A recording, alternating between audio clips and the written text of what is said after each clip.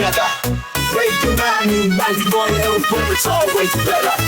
Where it's always better.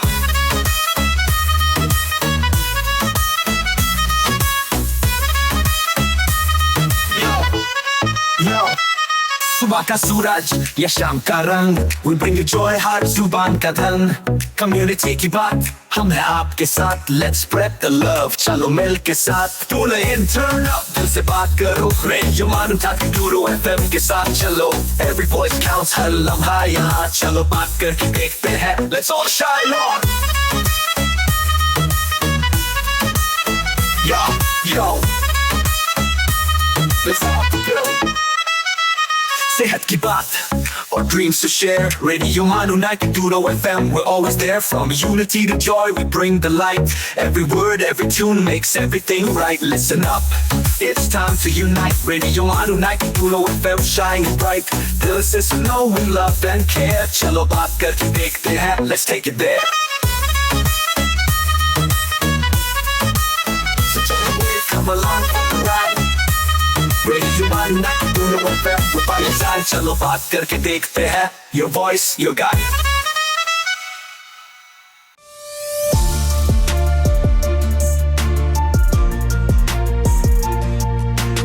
This is Radio Manu 90.0 FM, presenting Legally Speaking. Hello friends, मैं हूं professor Tabrez Ahmad, dean मानू law school.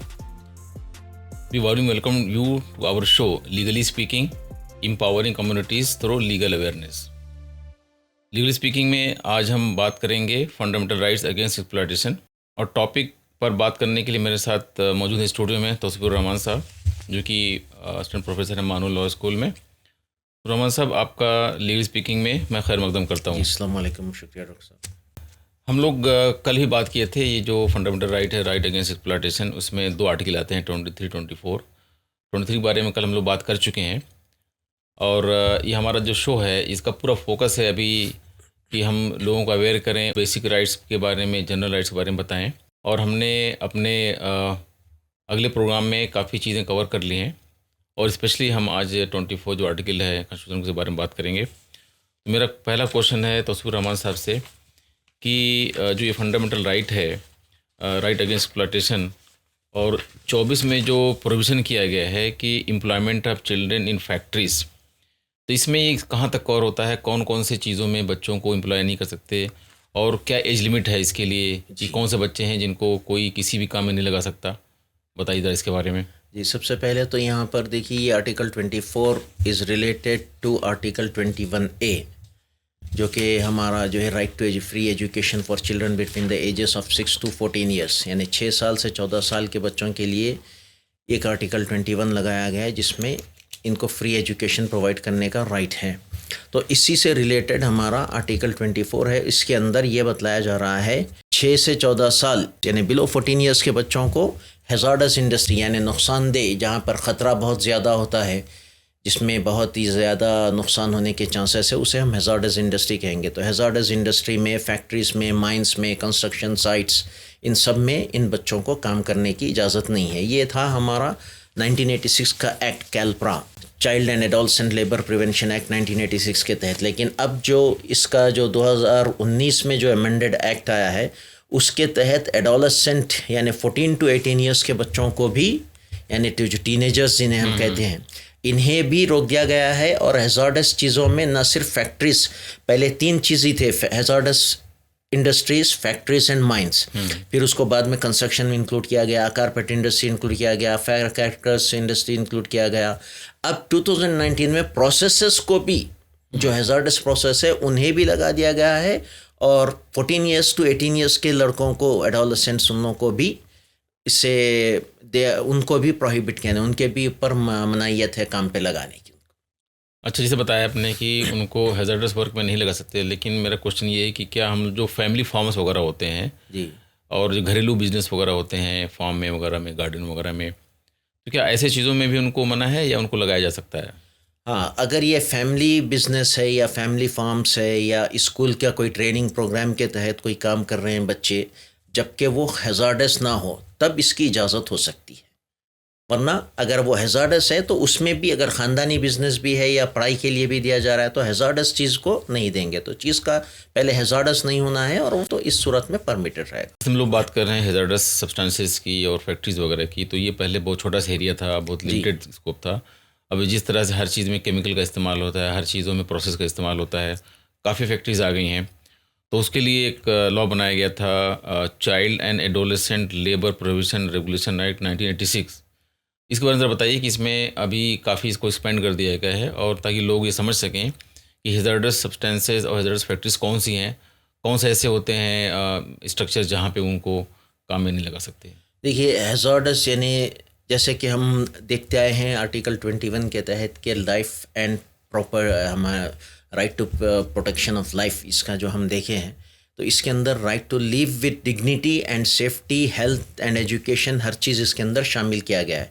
तो अगर जब आप हेल्थ को देखेंगे ख़ास तौर से, तो ऐसे काम जो आपके लिए हैज़ार्डस है, मिसाल के तौर पे हमें पता भी नहीं चलता है, कई चीज़ें ऐसी हैज़ार्डस हैं। फॉर एग्ज़ाम्पल, आप कंप्यूटर के सामने एक साथ बैठे हैं, अपने हाथ ऐसे रख लेके करके काम कर रहे हैं, तो ये भी हैज़ार्डस इंडस्ट्री है। और मान लीजिए और एक कोई ड्राइवर जो है कार चला रहा है, उसका ड्राइवर के जॉब पे रखे हैं, तो एक साथ बैठकर वो कार चला रहा है, इसे स्टीयरिंग पकड़ कर बैठा है, उसे कंटिन्यूस नींद नहीं आ रही है, तो नींद के झोंके आ रहे हैं, तो ये भी ऐसा। प्लस सबसे ज़्यादा जो हैज़ार्डस जो चीज़ आम तौर पे देखी जाती है वो है केमिकल्स। वो है केमिकल्स बिलखुसूस जो कि बहुत ही डेंजरस होते हैं, रेडियो एक्टिव होते हैं, एक्सप्लोड होने का चांस है, और मशीनरी भी बहुत डेंजरस होती है। बस फॉर एग्ज़ाम्पल, आप जो है कॉटन जिनिंग मशीनरी, जो हमारे कपड़ा मिलों में जो मशीनरी होती है जिसमें कॉटन पहले खोला जाता है, कपास के बीजों को जो खोला जाता है, तो वो बहुत ही डेंजरस मशीन होती है, उसमें हाथ कटने का चांस होता है। आप देखेंगे बुक बाइंडिंग में हैवी मशीनरी रहती है, बच्चा इसे हाथ रखेगा, अंदर हाथ में चले जाएगा। तो ऐसे कई मिसालें हैं। तो आपको जो फिज़िकली यानी डेंजरस हैवी लोड यानी वेट के हिसाब से, भाई एक छोटा सा बच्चा है, उसको आप ऐसो कंस्ट्रक्शन साइट पे 10-10 किलो का वज़न उठा के दे रहे हैं, तो ये तो दिखने में तो एक अच्छे लहीम शहीम आदमी को जिसकी बॉडी अच्छी है उसको नहीं लगेगा। एक छोटे से बच्चे को आप ज़्यादा वज़न दे देंगे तो ये भी हैज़ार्डस हो जाएगा। तो एक पूरी लिस्ट है, एक शेड्यूल है इस एक्ट के तहत, जो एक्ट आपने बताया कैल्प्रा, उसके अंदर आपको एक शेड्यूल दिया गया है कि ये इंडस्ट्री हैज़ार्डस है। तो ये इंक्लूड होते जा रही है, जैसा जैसा तरक्की होते जाती है, जैसा जैसा नए मामलात आते हैं तो इसमें आते जा रहा है। जैसे कि मैंने आपको बताया कि भाई नाइट शिफ्ट भी हैज़ार्डस प्रोसेस हो सकती है, तो इसमें आपको यानी आप प्रोसेसेस भी इंक्लूड कर देंगे, ना सिर्फ पहले सिर्फ फैक्ट्रीज थी कि फ़लाना फैक्ट्री में काम करना, फ़लाना इंडस्ट्री में काम करना था, अभी प्रोसेसेस भी, यानी मान लीजिए एक फैक्ट्री हैज़ार्डस नहीं है लेकिन एक प्रोसेस उसमें अगर हैज़ार्डस है तो उसमें भी आपको ये एक्ट अप्लाई हो जाएगा। मेरे ख्याल से जो समझ में आ रहा है उसका ये है कि कोई अगर डायरेक्ट इनडायरेक्ट इम्पैक्ट हेल्थ पे होता है, किसी की वेलबींग पे होता है, तो हो जाएगा हैज़ार्डस हो जाएगा ये। और क्योंकि नए नए तरीके आ रहे हैं काम करने के, बताया आपने कि लेट नाइट शिफ्ट वगैरह भी हो रही है, लॉन्ग ड्राइविंग हो रही है, और इस तरीके से फायर करने की इंडस्ट्री है, फायर क्रैकर्स की, और जैसे मोस्टली अभी जो जैसे मान ली कि फुटबॉल की इंडस्ट्री है, बांग्लादेश में काफ़ी कॉमन है। इस तरह से काफ़ी ऐसी इंडस्ट्रीज़ है जिसमें जो चाइल्ड मतलब ओरिएंटेड है, ज़्यादा बच्चे ही काम करते हैं, छोटा मोटा काम होता है। तो कोई मेरे ख्याल से ऐसा काम जो बच्चों की हेल्थ पे डायरेक्टली इनडायरेक्टली इम्पैक्ट डालता है, मेरे ख्याल से वो हैज़ार्डस में कवर हो जाएगा। और इंटरप्रिटेशन से इसको देखना पड़ेगा कि कहाँ तक कवर होता है।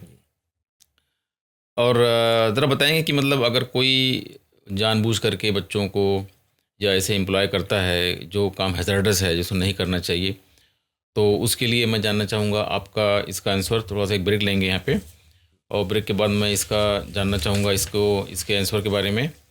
सो अभी हम गुफ्तगू का सिलसिला जारी रहेगा और हम यहाँ पे छोटा सा एक ब्रेक लेते हैं।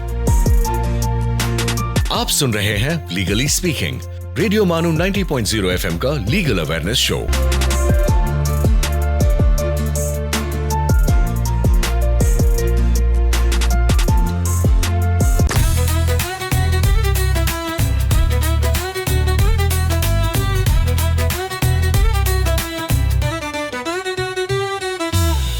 Radio Manu, a community radio station. So join the wave, come along for the ride. Radio Manu 90.0 FM, we're by your side. चलो बात करके देखते हैं. Your voice, your guide.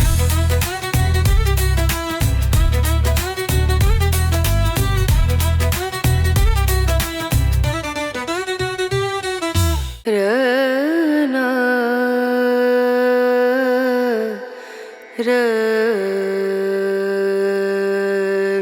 ये है रेडियो मानू 90.0 FM।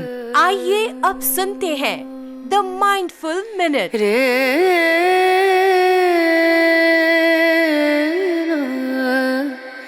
Albert Einstein once quoted, "Only a life lived for others is a life worthwhile."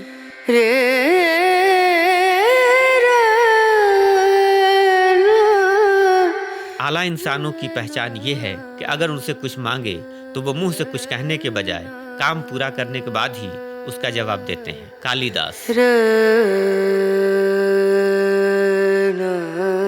Premchand ने कहा है, मन एक भीरू शत्रु है। मन एक भीरू शत्रु है जो सदैव पीठ के पीछे से वार करता है।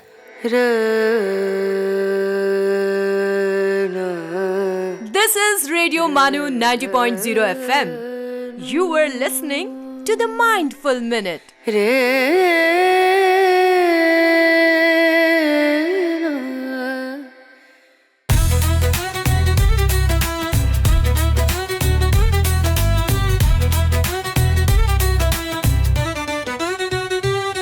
For sales, marketing and brand promotions, write to us on Radio Manu at manu.edu.in. So join the wave, come along for the ride. Radio Manu 90.0 FM, we're by your side. चलो बात करके देखते हैं. Your voice, your guide.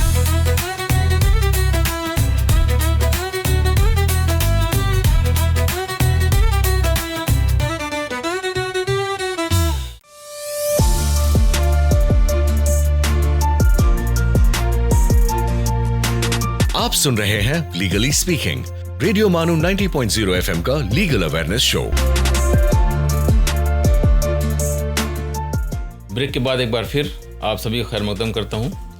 तो मैं जानना चाहूँगा कि जैसे मैं जो क्वेश्चन किया था सुरमान साहब से, उसका सवाल का जवाब जानेंगे, लेकिन मैं थोड़ा बता दूं कि आप सुन रहे हैं लीगली स्पीकिंग और हम गुफ्तगू कर रहे हैं फंडामेंटल राइट्स अगेंस्ट एक्सप्लॉयटेशन के बारे में, जबकि हमने कल बात की थी 23 के बारे में, आज 24 के बारे में बात कर रहे हैं। 2 आर्टिकल कवर होता है इसके अंदर।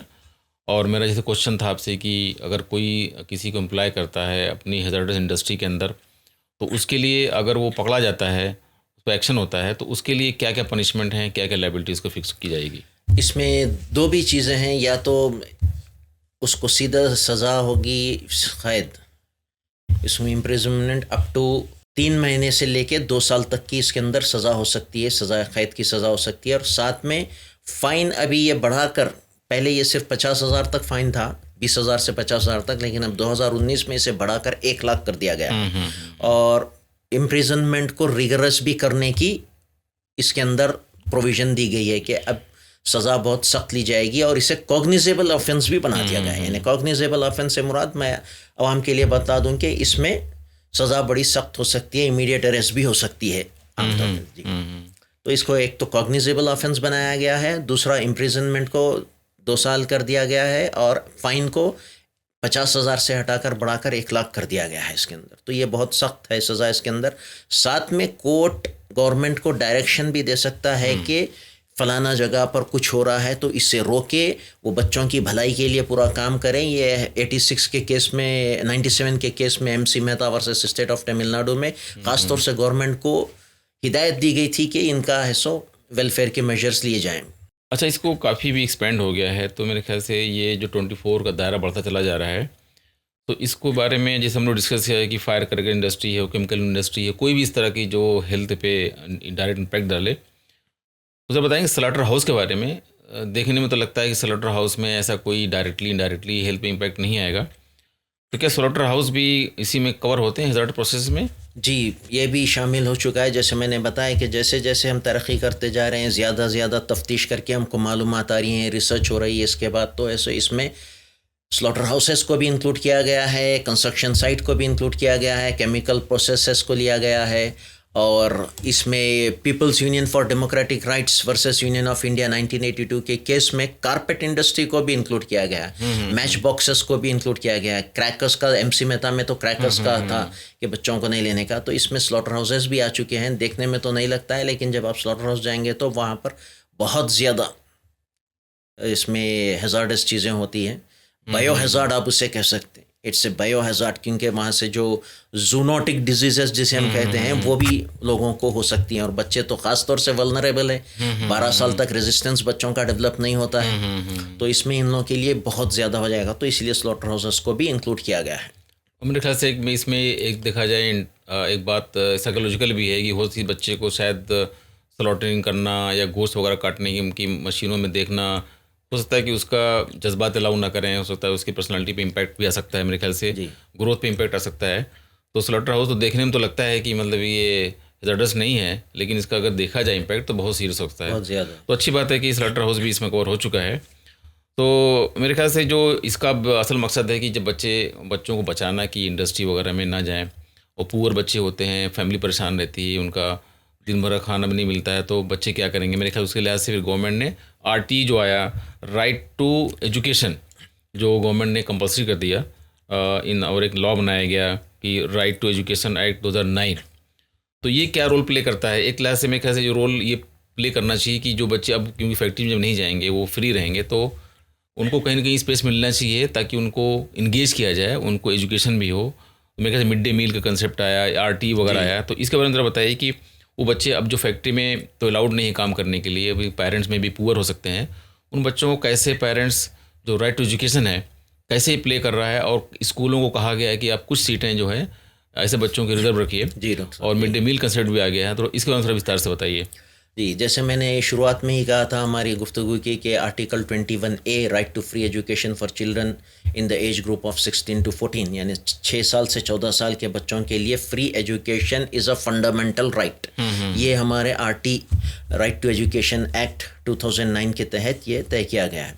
इसमें कुछ जो सेलियंट फीचर्स इसके थे वो बहुत ही खूबसूरत और अच्छे हैं, जैसे कि फॉर एग्जांपल इसमें यह कहा गया कि भाई 6 से 14 साल तक फ्री एजुकेशन है, एनरोलमेंट एग्ज़ाम यानी बच्चों को एडमिशन टेस्ट नहीं लेना है, और कैपिटेशन फ़ी डोनेशन जिसे कहते हैं वो भी लेने का नहीं है, और बच्चों को करीब के स्कूल में यानी उनके महल्ले के नेबरहुड स्कूल का कॉन्सेप्ट लिया गया है कि भाई करीब से करीब तर स्कूल में बच्चों को जाने का इंतज़ाम होना चाहिए। तो इससे पता ये चला कि भाई अगर बच्चों के एक रीचेबल यानी 4-5 किलोमीटर के दायरे में कोई प्राइवेट स्कूल भी है, तो वहाँ पर इस एक्ट के तहत 25% सीट्स अंडर प्रिविलेज कम्युनिटीज़ के लिए, SC ST OBC इनके लिए 25% रिजर्व कर देने का हुक्म है इसके अंदर, इस एक्ट के तहत। तो ये एक बहुत बड़ी चीज़ भी। इससे दूसरा एडवांटेज ये हुआ कि स्कूल्स में एनरोलमेंट बढ़ गया, तो स्कूल्स भी एक तरीके से खुश हैं, और उनको फ्री कई स्टेट्स में स्कॉलरशिप के ज़रिए बच्चों की फ़ीस रीइंबर्स की जा रही है, pre matric post matric scholarship. तो आप महाराष्ट्र और साउथ के 5 स्टेट्स के अंदर अप टू फर्स्ट एक प्रोफेशनल डिग्री और पोस्ट ग्रेजुएशन तक कंप्लीट एजुकेशन फ्री हो गया है, तो इसके अंदर काफ़ी फ़ायदा हुआ है। और एक हिस्से अंदर continuous comprehensive holistic evaluation system लगाया गया। पहले हमारा जो एग्जामिनेशन बेस्ड सिस्टम था उसको हटाकर यहाँ पर एक होलिस्टिक सिस्टम लिया गया है, ताकि 8वीं जमात तक बच्चों को फेल नहीं करने का है। लेकिन कुछ थोड़ा सा इसमें तरमीम लाई गई, थोड़ा सा अमेंडमेंट ये किया गया कि अगर री एग्जामिनेशन होता है फिर भी बच्चा फेल होता है तो उसको डिटेन करेंगे, लेकिन फिर भी 8 साल तक बच्चों को उमूमन डिटेन नहीं करने का। इससे होगा क्या कि बच्चों को एक उनकी हौसला अफजाई होगी कि वो भी कुछ कर सकते हैं, तो आगे बढ़ेंगे। थोड़ा सा पुश एंड पुल करने से लोग ऊपर आएंगे, तो जो अंडर प्रिविलेज है उनको इस तरीके से ही बताया। और इस एक्ट के अंदर दूसरी ये भी चीज़ें थी कि मैनेजमेंट, स्कूल के मैनेजमेंट, इंफ्रास्ट्रक्चर, सभी चीज़ों पे, टीचर्स के क्वालिफिकेशन पे, हर चीज़ पे ध्यान दिया गया है। तो इस तरीके से काफ़ी इम्प्रूवमेंट आया है इसमें। तो गवर्नमेंट स्कूल्स भी काफ़ी इम्प्रूव किए हैं, इस वजह से एनरोलमेंट भी अच्छा हुआ है। तो एक अच्छा स्टेप है, और कुछ हद तक इसमें हमको कुछ फ़ायदे भी नज़र आ रहे हैं। तो बड़ा अच्छा बताया आपने कि किस तरह से ये दोनों चीज़ें आपस में लिंक कर रही हैं जी। और मेरा अगला सवाल आपसे रहेगा, लेकिन उसके पहले एक छोटा सा ब्रेक ले लेते हैं। तो गुफ्तगू का सिलसिला जारी रहेगा, अब लेते हैं एक छोटा सा break. You are listening to Legally Speaking, Radio Manu 90.0 FM's Legal Awareness Show.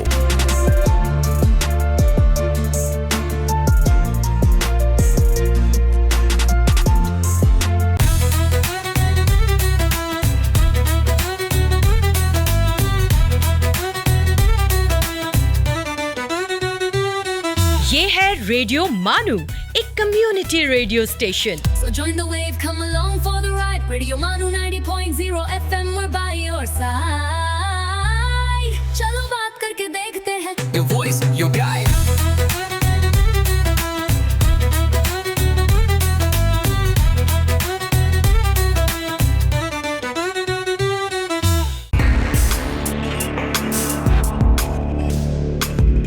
Let's listen to History's Mysteries. दोस्तों आदाब, हिस्ट्रीज मिस्ट्रीज में आपका खैर मकदम है। मैं हूं आरजे उबैद और आज हम बात करेंगे भारत के संविधान के बारे में। दोस्तों आज हम बात कर रहे हैं हिंदुस्तान के सबसे अहम दस्तावेज यानी आईन हिंद, कॉन्स्टिट्यूशन ऑफ इंडिया के बारे में। ये सिर्फ एक कागज़ का टुकड़ा नहीं बल्कि हमारा रहनुमा असूल है जो हमें हमारे हुकूक, फ़राइज़ और हुकूमती निज़ाम के बारे में मुकम्मल रहनुमाई देता है। दोस्तों आईन हिंद एक तहरीरी कानूनी दस्तावेज़ है जो ये तय करता है कि मुल्क किस तरह चलेगा, हुकूमत कैसे बनेगी, आवाम को क्या क्या बुनियादी हुकूक हासिल होंगे और हम सब की क्या जिम्मेदारियां हैं। और ये आइन दुनिया का सबसे बड़ा तहरीरी आइन है। दोस्तों हमारे मुल्क का आइन 26 जनवरी 1950 को नाफिज हुआ और इसीलिए हर साल हम यौम जमहूरिया यानी रिपब्लिक डे मनाते हैं। इसकी तैयारी में तकरीबन 2 साल 11 महीने और 18 दिन लगे। आइन बनाने का काम एक ख़ास कानून साज कमेटी ने किया जिसे आइन साज असेंबली यानी कॉन्स्टिट्यूएंट असेंबली कहा जाता है। इस असेंबली के सदर थे डॉक्टर राजेंद्र प्रसाद और आइन के सबसे अहम आर्किटेक्ट थे डॉक्टर भीमराव अंबेडकर, जिन्हें बाबाए आइन, फादर ऑफ इंडियन कॉन्स्टिट्यूशन कहा जाता है। अगर हम आइन के अहम खुसूसियात की बात करें तो इसमें जमहूरी निज़ाम की बात की गई है। यहाँ आवाम को हुकूमत बनाने में हर बालिग शहरी को वोट देने का हक है। सेकुलरिज्म, सेकुलर मुल्क, हिंदुस्तान का कोई सरकारी मज़हब नहीं है। हर शख्स को अपनी मर्ज़ी से मज़हब इख्तियार करने की आज़ादी है। आज़ादी, मसावात और भाईचारा। दोस्तों हर शख्स कानून की नज़र में बराबर है। बुनियादी हुकूक, हर हिंदुस्तानी को तालीम, इजहार राय, मजहबी आज़ादी और आज़ादी से जीने का हक हासिल है। इसके 3 हुकूमती सतून हैं, लेजिस्लेचर, एग्जीक्यूटिव, जुडिशरी। आइन में कितने हिस्से अगर हमसे बात करें तो हिंदुस्तानी आइन में 22 पार्ट्स, 395 आर्टिकल्स और 12 शेड्यूल्स शामिल हैं। अब तक इसमें कई तरामीम हो चुकी हैं जो वक्त के तकाज़ों के मुताबिक की गई हैं। आवाम के लिए पैगाम, आइन हमें ना सिर्फ हुकूक देता है बल्कि हमें ज़िम्मेदार शहरी भी बनाता है। हमें चाहिए कि कानून का एहतराम करें, दूसरों के हकूक़ का ख्याल रखें, अपने फ़राइज़ को ईमानदारी से अंजाम दें। दोस्तों आइए हम सब मिलकर आईन हिंद की कदर करें और एक बेहतर, मसावी और तरक्की याफ्ता भारत की तामीर में अपना किरदार अदा करें। दोस्तों आप सुन रहे थे हिस्ट्रीज मिस्ट्रीज आरजे उबैद के साथ। आपसे फिर मुलाकात होगी अगले प्रोग्राम में। तब तक के लिए मुझे इजाज़त दीजिए। आदाब। आप सुन रहे थे histories mysteries.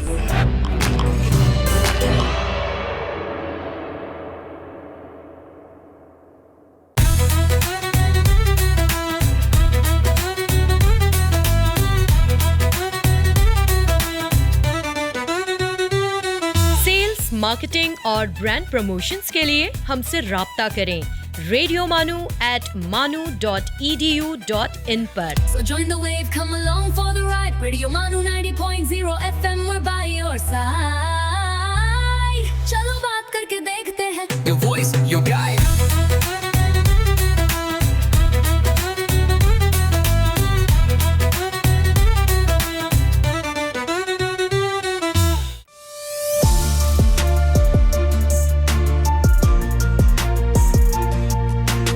You are listening to Legally Speaking, Radio Manu 90.0 FM's Legal Awareness Show.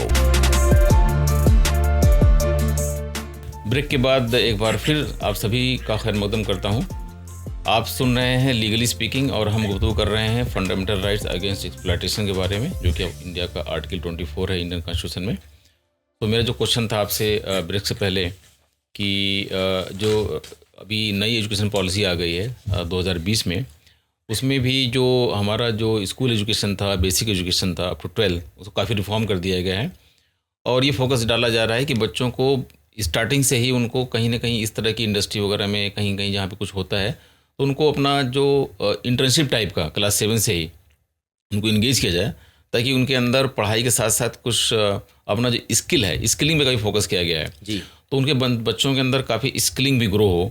वरना क्या है, तो बच्चे सिर्फ वो कॉपी कैट बन जाते हैं, बच्चे रट करके आते हैं। और जो एक रोड मॉडल था लर्निंग वाला, उससे शिफ्ट आया है अभी कि रोड से शिफ्ट होकर बच्चों को उनको ज़्यादा स्किलिंग में फोकस किया जाए। और क्लास 6 से ही बच्चों को, 7 से ही बच्चों को अपने आसपास की कहीं जैसे कोई ऐसी इंडस्ट्री है या कोई ऐसा काम है जहाँ पे उनका स्किल का इन्वॉल्वमेंट हो, स्किलिंग के लिए बच्चों को प्रमोट किया जाए। तो ज़रा इसके बारे में बताइए कि बच्चों का जो अब स्किलिंग के लिए उनके क्या क्या ऑप्शंस हैं और उन्हें क्या क्या करना चाहिए, ताकि आने वाले दिनों में वो पढ़ाई के साथ साथ अपना एक अच्छे एंटरप्रेन्योर भी डेवलप हो सकें, स्किलिंग भी हो सके। क्योंकि हम जानते हैं जैसे पहले हम लोग कहते थे कि अगर पहले स्टार्टिंग में आपको 3-4 स्किल बहुत काफ़ी थी, आज कहते हैं कि आपके पास अगर 5 स्किल है तो आप फेल हो जाएंगे। आने वाले दिनों में लोग कहते हैं कि जिस तरह से AI वगैरह सारी चीज़ें आ चुकी हैं, आप कम से कम 20 स्किल चाहिए। तो स्किलिंग का दौर चल रहा है। तो बच्चों को तो अच्छी बात है कि एक्सप्लॉयटेशन से बचाना है, बच्चों को हैज़ार्ड इंडस्ट्री में नहीं जाना है ताकि उनका हेल्थ प्रोटेक्शन रहे। प्लस पढ़ाई में भी अगर पढ़ाई कर रहे हैं तो सिर्फ रटने से, मगअप करने से कोई फ़ायदा नहीं होगा, उनको साथ में स्किलिंग भी करना बहुत ज़रूरी है। तो जो पेरेंट्स सुन रहे होंगे, बच्चे सुन रहे होंगे, उनके लिए फ़ायदा होगा कि वो कैसे अपने आप को स्किलिंग से जोड़ें और कहाँ पे इंटर्नशिप करें क्लास 7 से ही, ताकि उनके अंदर एक जो एंटरप्रेन्योरशिप वाली एक क्वालिटी होती है कि हम जॉब देने वाले बने, ना कि जॉब लेने वाले बने। तो इसके बारे में बताइए। जी देखिए, इसमें तो जैसे हमने देखा कि एक होलिस्टिक डेवलपमेंट के ऊपर ध्यान दिया गया है, कॉम्प्रहेंसिव कंटिन्यूस एवेल्यूएशन। ये स्कीम हमारे न्यू एजुकेशन पॉलिसी में भी आई है। तो इसके अंदर ये देखा जा रहा है कि बच्चों को किस तरीके से होलिस्टिक डेवलपमेंट हुआ है। अब होलिस्टिक डेवलपमेंट में हम ये देखेंगे कि भाई 3 चीज़ का होना बेहद ज़रूरी है किसी भी इंसान में, दुनिया में काम के एतबार से सक्सेसफुल होकर मैशियत के एतबार से अगर देखेंगे तो 3 चीज़ बेहद ज़रूरी है। एक है नॉलेज, इसे आप के बोल के पकड़ लीजिए, एब्रीवेशन बता रहा हूँ मैं आपको। दूसरा स्किल्स, तीसरा एटीट्यूड।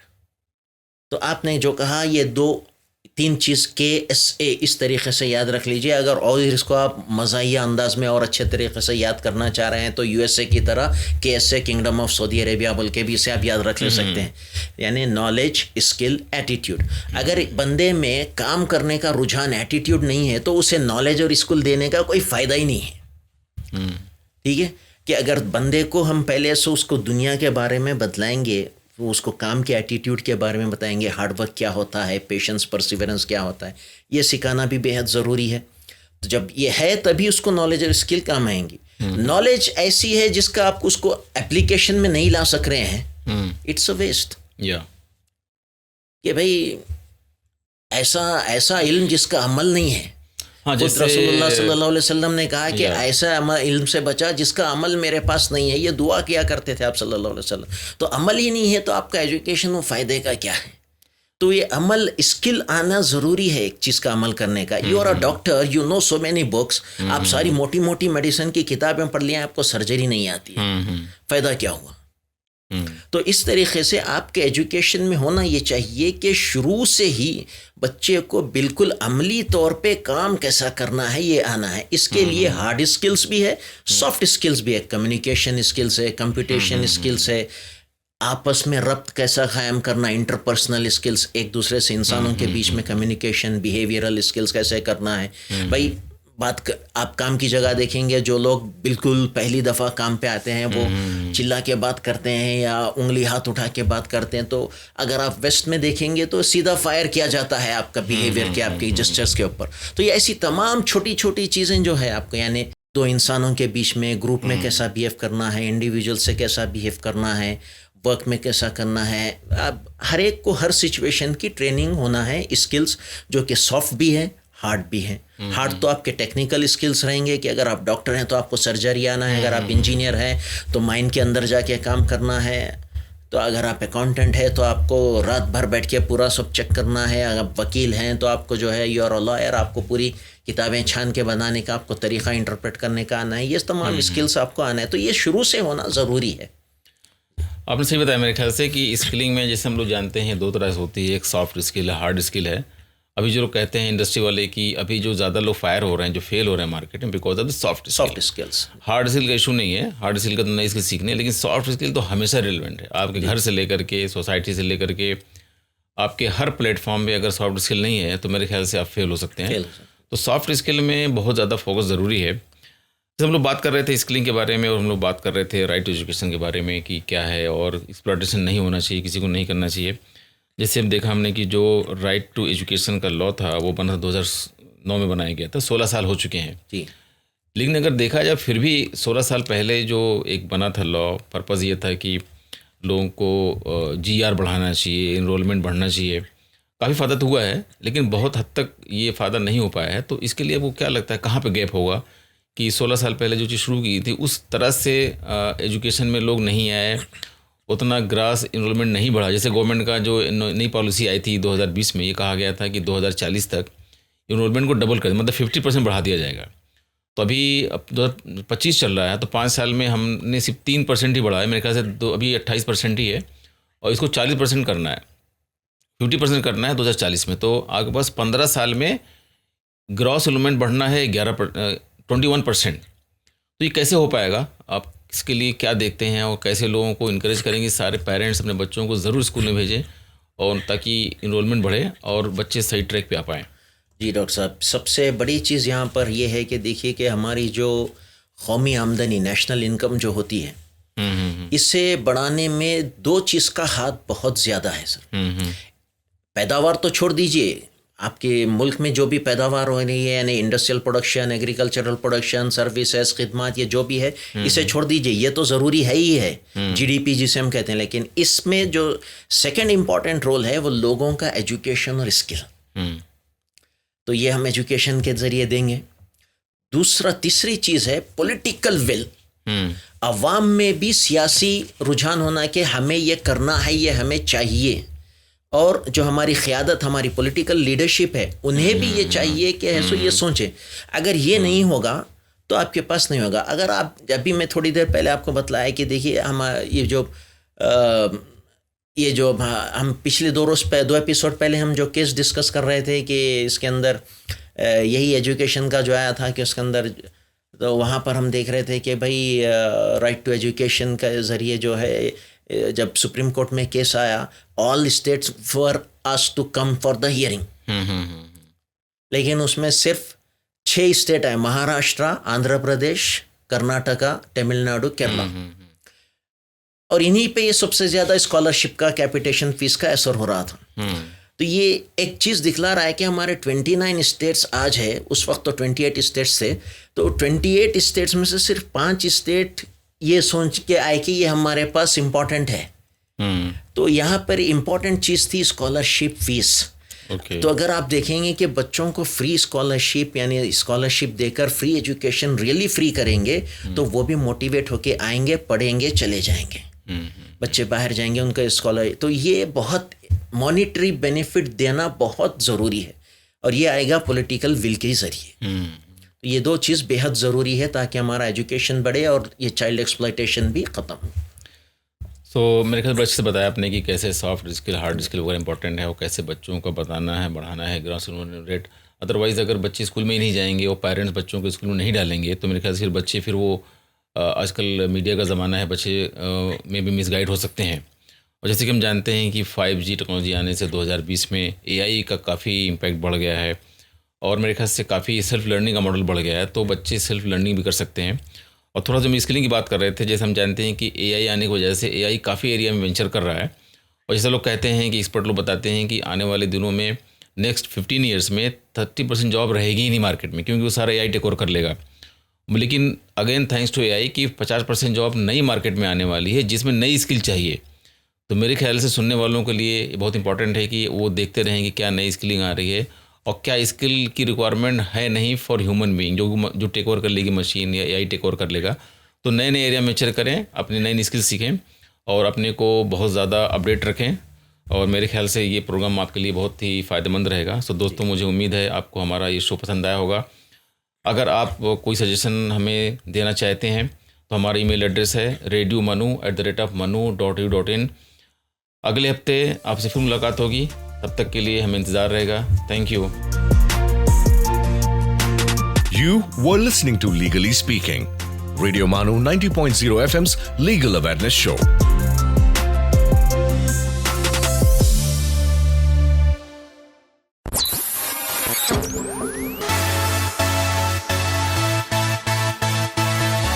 आप सुन रहे हैं रेडियो मानू 90.0 FM। चलो बात करके देखते हैं।